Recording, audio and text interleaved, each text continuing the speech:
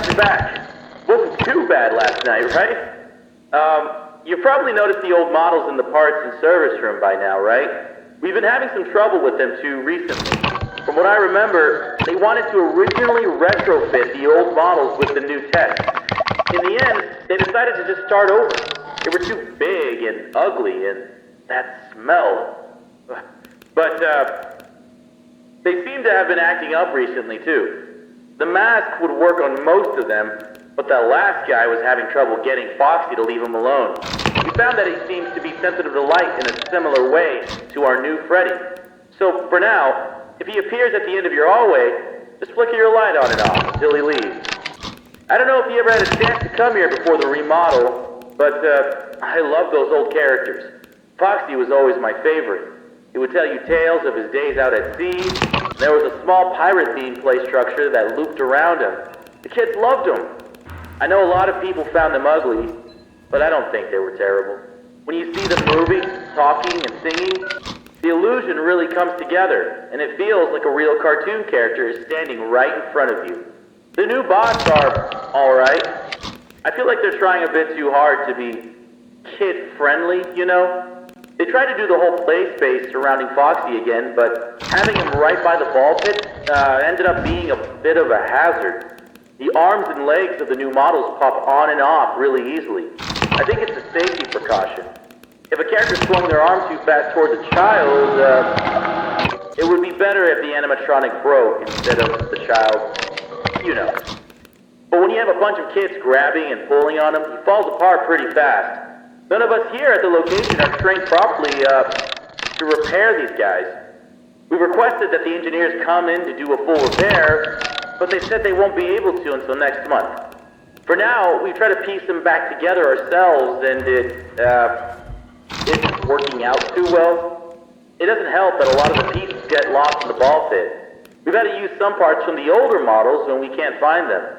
But then the next day, some kid always manages to find the missing part and just shoves it back on. We've been calling it the Mangle, because it just looks like a monstrous mess of parts now. We restricted the rooms to private parties only for now, though. It only took a week for him to get that messed up. We can't deal with much more. But besides that, the whole Kids Cove area just feels kind of lame. There really isn't any pirate stuff in there anymore, it's just bright colors. I wish they would just bring back the guy who made the original crew for the new ones. Back when he was involved in running the place, I had a chance to talk with him a few times, and he always seemed really passionate about everything he did. But, I think in the end, it was his decision to leave. I think something happened to his daughter, but I never really looked into it. After that, his business partner filled in his place, and things never really felt the same. But we have new ownership now. I feel like this is a rough start, but I'm excited to see where we are heading. Okay, I'll let you get to it. Have a good night.